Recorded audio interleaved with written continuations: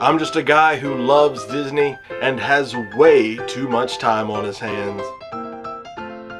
If anybody from Disney is watching, please don't sue me. I'm here to rate, review, and describe all of your favorite things from the magical world of Disney. I'm File91e and welcome to my Disney News and Reviews. Hello everyone and welcome to this week's Disney News and Reviews. I'm File91e. And a pretty cool week this week, guys. I got a 3-day weekend here. It's MLK Day on Monday, you know, it's a good day for reverence and things like that. I am doing, now depending on which day you're watching this, if you're watching this tonight, you know, Friday night or early Saturday morning, or even somewhere in the evening on Saturday, I'm probably already doing my Pirates of the Caribbean stream, so hop on over if you want to enjoy that with all of us. I want to be going, you know, I want to be marathoning Pirates of the Caribbean 1, 2, and 3, and 4, and you know, it should be a good time. I like the Pirates of the Caribbean movies, and I think all of you do too, and it should be fun. It should be fun to do. Yeah. What else do I got here? I will actually do more movie marathons. I have a bunch of Disney ones that I might, you know, do, and like including Indiana Jones and Aladdin and Toy Story, things of that nature. So you know, we'll just have to see you know, where I go in the future with it, but obviously there won't be one next month or so, or you know, or something like that. I just happen to be doing this one because you know, we have a 3-day weekend and it's easier for me to do it on a 3-day weekend than it is for anything else. So but I do plan on doing more of them in the future. And one other thing that I've been considering doing is starting another channel that deals with other movies and things like that, kind of where I am not always having to be File91e here. You know, I'll just be Nick over there. The idea I have is called Movies I Haven't Seen Yet, and it doesn't necessarily mean me, I being me. It could be my friend or whomever else, and because we've realized that there's been some movies that we, you know, should have seen, but we really haven't. It's just kind of either not happened for us, or we never just actually sat down to watch either really good movies or really bad movies. And I just thought it'd be a you know, kind of a neat idea to do just a quick show with that, and I might do other movie marathons over there too. So I'm not sure. I'm just, you know, kind of coming up with that idea. If you like it, you know, just let me know. If not, I don't care, because I want to do it anyway, because I want to, you know, I feel like doing it anyway. So yeah, there you go. Awesome stuff. So just be on the lookout for that. I might, you know, make a video if I get a, you know, if I get the channel up and running and doing it. It should be in the next month or two. So yeah. So yeah, that's what's been going on with me this week. Let's get right to the news.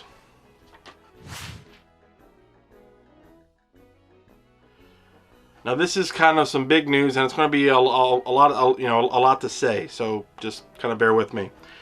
News of Disney developing drone technology for use in nighttime spectaculars surfaced back in late 2014 with the filing of various patents relating to their use in a theme park environment. The patents describe using a number of unmanned aerial vehicles to you know, together to provide a synchronized aerial display. Each UAV, unmanned aerial vehicle, with a display payload is described as a floating pixel or a flixel, F-L-I-X-E-L, flixel. It's interesting.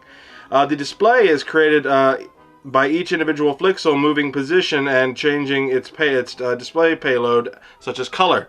News has just surfaced that via the Federal Aviation Administration public record that Disney has filed for exemption to rules that would allow Disney to operate drones over both Walt Disney World Resort and Disneyland Resort. Although no specific shows are named, Epcot is detailed in the diagram, showing a flight path which could possibly suggest use of drones in future Epcot in a future Epcot nighttime show, or an enhancement to Illuminations. I'm hoping that's what that is, because Illuminations is awesome. It would also seem likely that all four Walt Disney World parks could make use of the technology, and with new shows on the horizon at the parks, now would be an ideal time to incorporate Flixels in their design. So that's pretty neat. Although the technology sounds like a breakthrough addition to the nighttime show effects repertoire, the document does detail a number of operational conditions that would suggest their use would be in addition to more traditional effects rather than a complete replacement. So basically what that's saying is they're not going to be a show in and of itself. It's going to be like an addition, a little frill to it. A requirement of wind speed of less than 10 miles per hour and no rainfall will make the system not available for daily operations at Walt Disney World. Much like the Tink flight during Wishes, the effects may be missing from some shows due to weather. That also happens a lot in Disneyland. So again, they would only be used on certain nights. So either way, that sounds pretty cool. If they can make all these drones fly together in some formation to show kind of like a screen or whatever, that's pretty cool. That's pretty epic. So kudos to Disney for doing that. Okay, moving on to actual news. Located on the west side in Disney Springs, just across from Starbucks, Star Wars Galactic Outpost is now open and replaces D Street, which closed on December 14th. The Star Wars Galactic Outpost offers t-shirts, collectibles, and toys, and more. So yeah, awesome stuff there. Planet Hollywood at Disney Springs closed its doors on January 6th, and work is already well underway on its transformation into the Observatory. Construction crews are removing the old Planet Hollywood exterior details, including the red entry tunnel and flying saucer. When complete in September 2016, the new look restaurant will take design cues from a turn-of-the-century observatory, and the 4-story building will also feature a new outdoor terrace and a bar stall called Stargazers. Pretty neat. The outdoor terrace will give guests views out onto Disney Springs and will also bring live entertainment to Planet Hollywood. On the inside, there will be a completely reworked menu and a new interior design, but still retaining the old movie props and celebrity memorabilia that the restaurant is known for. So the stuff will still be in there, just the outside will look more in theming with the Disney Springs stuff. That's pretty neat. I've heard a lot, some people say that they don't like the new Disney Springs.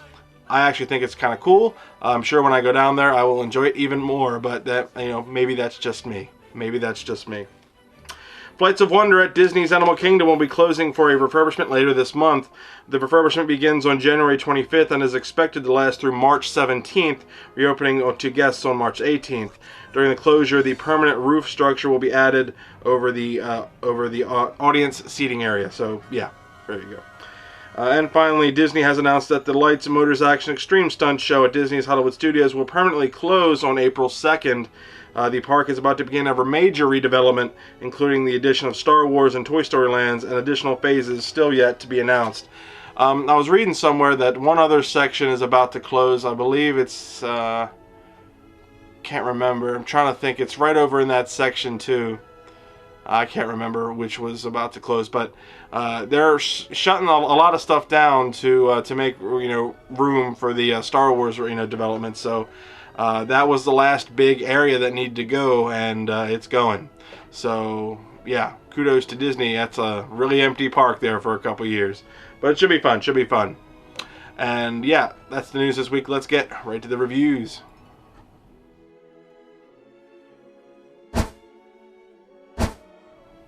Alright guys, the first thing I want to review for you today is the Casey Jr. Circus Train in Disneyland. Now what these guys say the Casey Jr. Circus Train is a miniature train ride, minor attraction, go before 11 a.m. or after 5 p.m., a quiet, scenic ride, a little under 4 minutes.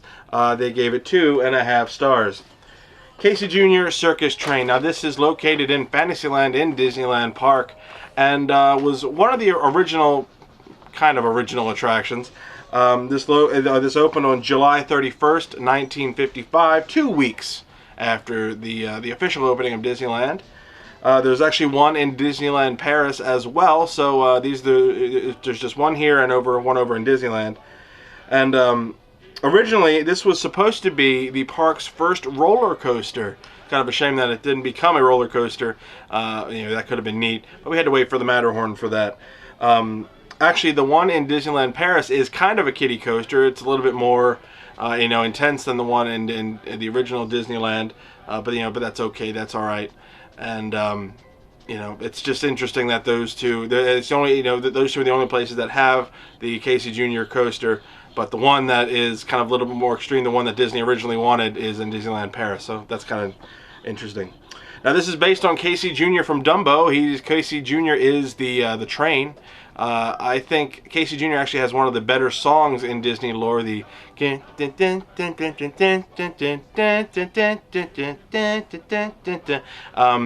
always liked that. I like Dumbo. The movie is pretty epic, and but Casey Jr. was definitely one of my favorite parts of the of the movie. So that's really it's pretty cool. Now, this ride is kind of similar to the Storybook Land canal boats in that it's kind of a just a scenic ride with stuff to see. You don't really go too fast, but there is no narration. There's no live narration, so you're just kind of hopping in this Casey Jr. train. And you go around and see all kinds of little different things. It takes you around the Storybook Land Canal, and you go around it. It's a good little ride. Nothing fancy, nothing crazy, but that's basically what it is. There's nothing too much. There's nothing very exciting about it. It is mainly meant for kids. Adults can get on, obviously, but it is mainly meant for kids, just to give the kids kind of their own little train ride. Some of the cooler parts is that you do see over there is some scenery over the Storybook Land canal boats, so you can see the boats go by, and that's pretty much it. It's not a whole lot. There's nothing really much to talk about. I don't have a lot of video on it. All the stuff that I had, you start seeing right there, but that's pretty much it. Nothing too special, but it is kind of cool that it is a historical Disney ride. It's been around forever, and it's kind of one of the staples in Fantasyland and Disneyland. So yeah, that's that. Nathan, didn't get on it, so he doesn't really have a rating. Yeah.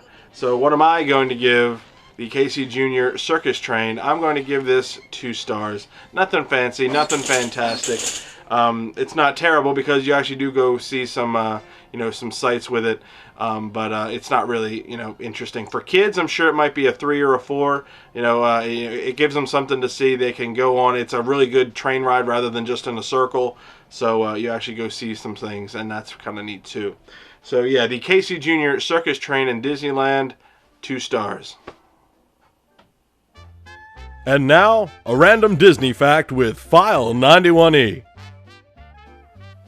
By the time the first guest walked through the gate, Disneyland cost $17 million to build, about 3 times the estimate when construction began. And that was a random Disney fact with File91e. Okay guys, the next thing I want to talk to you about today is the Aladdin musical spectacular in Hyperion Theater in Disney's California Adventure. Now, what these guys say the Hyperion Theater is, or because that's just where the theater is, the Aladdin spectacular and everything. A venue for live shows, major attraction after experiencing Disney California Adventure's rides. Great venue not to be missed. 4 stars. They didn't mention the actual Aladdin, a musical spectacular show. They mentioned pretty much just the theater. The theater itself is very nice, but I'll get to that in a minute. Now, this is located in Hollywoodland in Disney's California Adventure. It's really, I love this little land and area. There's a lot to see over there. And I hear this is actually going through quite a refurbishment, this little land. And actually the show is actually going through a refurbishment. So I will talk to you about that more later. This opened on January 16, 2003. And the show itself, Aladdin, a musical spectacular, is a 45-minute show. So it's a good little show. What they were trying to do with this is trying to bring the Broadway feel or the Broadway style show over to, on the West Coast, and they gave it a nice theater in which to sit. This holds 2,000 seats, this theater, and it is really, really nice. The seating area, there's upper, lower, there's upper, middle, and lower. You can get in whichever one you want. A obviously the lower fills up a little bit quicker than the upper. The sooner you get there, the sooner you have a chance of getting, choosing which tier that you want, and when you're the head of that line, you can go, and get front row seats. We kind of just went in right in the middle. It wasn't anything too spectacular. Seat wise, but we got some pretty decent seats. I can't really complain. I'm not a big Broadway guy, so I don't really have much to go by, but I really enjoyed this one, and it was just cool nonetheless. Now, the show itself, Aladdin, a musical spectacular, follows the story of Aladdin. Everybody knows Disney's Aladdin, and now this is kind of a Broadway style show, so not everything is exact according to the movie. They take some liberties here and there, just to kind of cut everything down to 45 minutes. It's pretty much just the songs that you love, some dance routines, not a ton of acting, because we were trying to just get through this in 45 minutes. But they did a really good job, and the songs that should have a good amount of time have a good amount of time. They actually have a new song in there from Alan Menken, who did all the other songs in Aladdin. It's called "To Be Free," and that was actually pretty neat. I can't hate it, but I didn't really know it. I was like, oh, this is new, this is different. I guess this is a deleted scene from the Aladdin movie. But no, this was made just for this show, and I really appreciated that, because it actually added something new to it, so it wasn't completely easy to follow, I guess, or it wasn't predictable. That's the word, predictable. One of the highlights of this movie, or of this show rather, is the genie. He's probably the biggest highlight. Now, we actually went about a couple months right after Robin Williams passed away, so seeing the genie anywhere got a big reaction. And this being the show where you could, the script is always updated for the genie so that he can keep up-to-date jokes and whatnot, and the fact that the guy can actually ad-lib a little bit to try to make things a little bit funnier and unique for each show. Anytime you saw the genie, it was a big reaction, and I gotta tell you, he was probably the best part of it. And I did get a little teary-eyed, because they did kind of pay honor and tribute to him, and they did a really good job. Obviously, they're no Robin Williams, but they did pretty darn good, and they were pretty good in their representation of the genie, and the effects with what they do and everything is really cool, and how they depicted everything. I mean, again, it's not very effects heavy, considering it's a stage show, but what they did to kind of indicate transformations and whatnot is pretty cool. Carpet was awesome. They had these gymnasts and stuff kind of go around in a big carpet and fly around and whatnot, so that was pretty cool. One of the other cool sections was the whole new world scene, where they actually went and flew over the audience. They weren't the same actors and actresses and whatnot. I'm not sure if they were actually singing live or not. I couldn't tell. I'm not sure if it was ad-libbed, but or no, not ad-libbed, but overdubbed and whatnot. But it didn't really matter. It just worked, and the whole flying over, on the carpet over the audience was a really added treat, and it just was pretty fantastic. Now, one other thing to mention is that Iago is actually played by a puppeteer, and obviously Jafar is his own thing, but Iago is played by a puppeteer who just kind of follows Jafar and does his own little thing, and the puppeteer is really good. You know he's there, but you don't really pay attention to him. You're focusing on the puppet, which is pretty fantastic, and it's a good job by the puppeteer, even though he probably gets no love, but he's the one doing Iago. It's not the puppet doing anything, it's him doing messing with the puppet. But either way, that was really cool, and I thought that was great, and kudos to him, and kudos to everybody. I mean, the background dancers, Aladdin and Jasmine, they were all really great. The singing was awesome, the dancing was awesome, the effects that were there were really cool. The genie was great, Jafar, Iago, all of them. Everybody that worked with it was really awesome, and it was one of the highlights of the trip, definitely. I heard that I had to go see Aladdin, musical spectacular, and I was not disappointed. Aladdin, a musical spectacular was pretty awesome. I didn't get any video because mainly I didn't want to take video during the show. It was kind of copyrighted and stuff like that, and I just didn't feel like it. I wanted to watch the show, and I had a great time, and I urge you, well, I can't urge you guys to go see it, because that brings me to my last thing. This actually closed a couple days ago. January 11th was the final day for Aladdin, a Musical Spectacular. What they plan on doing, they never had an idea to have this be permanent, even though it's been like on this, in this area for like 13 years. This was never permanent. This was always going to be a place where they could do different shows, and they're making a new show to fill the the void of Aladdin, a Musical Spectacular, and that is based on Frozen. I know a lot of you are going to hate that. A lot of people already hate it. But just give it a minute and let the kids enjoy this, because Frozen's a big thing, and I'm pretty sure the kids will come in droves to see the Frozen thing. And who knows? Maybe maybe the Frozen thing won't work. They'll just say, "Oh crap, whatever. Let's bring back Aladdin, a Musical Spectacular, and bring it back in." Disney always likes retro stuff, right? So they might do that. So don't completely start crying yet. It could happen. Aladdin, a Musical Spectacular could come back. Now the theater itself, I guess, is great, so that's pretty much all I can, just say going forward, because I don't know what the Frozen show is. It's not out yet. But I had a blast at Aladdin, a Musical Spectacular. If the Frozen show is anything like this, especially when it comes to the production value and everything, it's going to knock people's socks off, and it's going to be awesome. And I really hope that they do it right, do a good job with it. Don't kind of phone this in, and I hope they make it awesome, at least as awesome as this show. A lot of people, like I said, wanted me to go see this, and I really enjoyed it. And that's just really great. Now I did ask Nate what his Nate rating was, and he hasn't gotten back to me at all today, so I don't know what his Nate rating is. I'm sure it'll be something like a 4.2 or something like that, because I know he liked it. He really enjoyed it. He thought the genie was really great as well, and I just know after we were done, we were walking out. He just was, he was really adamant that he liked it. I was really adamant that I liked it. And it was just great. And then I got myself a Mickey popsicle, or a Mickey milk chocolate ice cream bar, because I can, and that's just how I roll. So yeah.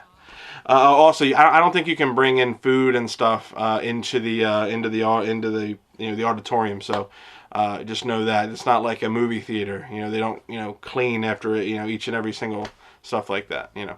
But overall, it was a great experience. What am I going to give Aladdin, a Musical Spectacular in the Hyperion Theater? I'm going to give this a solid 4 stars. Maybe even like a 4.5, but I don't do 0.5, so I'll just knock it down. It's really great. I would give it a 5, but it's not there anymore. So I don't quite know, what's going on. The theater itself is really nice. The production values of the show is really nice. They didn't phone this in. It's a Broadway style show, so there's not a lot of like mechanical things and whatnot. There are some effects, but they're pretty practical, and the main thing you really take away from it is the music and the dancing and things like that. So that's really cool, and I just had a fantastic time with it, and I know they're going to knock it out of the park with the new Frozen musical that's coming there, so to Hyperion Theater. So the Aladdin, a Musical Spectacular in Hyperion Theater, 4 stars. I would say check it out, but you can't. It's gone. Check it out on YouTube. Well, I hope you guys enjoyed this week's Disney news and reviews. Again, stay tuned for the Pirates of the Caribbean Marathon. That's tomorrow. It's January 16th, 2016. If you're watching this in like August of 2016, do not stay tuned tomorrow, because it won't be there. This is in January, but I'm sure that you can watch the if you want to watch the stream, you can watch it in there. Now you're probably thinking, am I streaming the actual movies? I'm not streaming the movies. You're going to be watching me watching the movies, kind of Shia LaBeouf style, but I will be telling you, start get out your DVDs or whatever and start the movie then, and then we can kind of watch it together and enjoy the movies together. I know a couple people already said that they'll show up, so I'm just kind of doing this for myself, and it's fun, and I hope other people can get a kick out of it too. So yeah, if anybody from Disney is watching, please don't sue me. I want people to go to Disney World or Disneyland and have a great time. Casey Jr.'s, Circus Train, that's really cool. Kind of a great ride for kids. The Aladdin Musical Spectacular, not in Disney's California Adventure anymore, but the Hyperion Theater is actually really great. And I can't wait to see that that Frozen show. That should be pretty cool. I'm expecting big things. And if you are going to Disney World or Disneyland, be sure to go to allers.net, touringplans.com, wdwmagic.com for all your latest and greatest Disney news. That's where I get all my stuff. I also go to waltdisneyworld.com, disneyland.com. They have everything you'll ever need. It's straight from the horse's mouth. That's, everything that you need is right there in those websites. And I know you'll have a great time. MiceChat.com. I didn't have any Disneyland news, but that's where I get a lot of my Disneyland news, is MiceChat.com, so check that out as well. So yes, Pirates of the Caribbean Marathon tomorrow at 12 p.m. Eastern Standard Time, and I should be ready and more awake than the Star Wars Marathon, because that happened real early, and I didn't get a whole lot of sleep beforehand. I should be getting a good night's sleep before this one, and we should have a good time with that. So yeah, awesome stuff. Pirates of the Caribbean Marathon, 12 p.m. Eastern Standard Time, January 16th. Excellent. Be there or don't. I don't care. It's, you're a human being on this earth. You can do what you want. But it'd be nice to see you. It would be nice to see you.